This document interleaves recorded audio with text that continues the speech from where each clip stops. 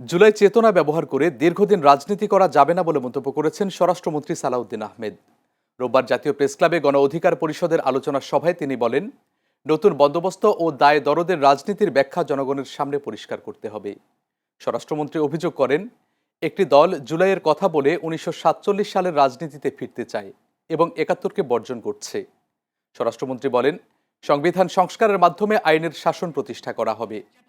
আগামী সংসদে গুম প্রতিরোধ আইন আনার পরিকল্পনার কথাও জানান তিনি।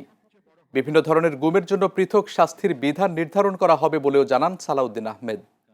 এর আগে সকালে রাজধানীর শাহবাগে বিসিএস প্রশাসন একাডেমি মিলনায়তনে জাতীয় পাবলিক সার্ভিস দিবস উপলক্ষে কর্মশালায় বক্তব্য রাখেন স্বরাষ্ট্রমন্ত্রী।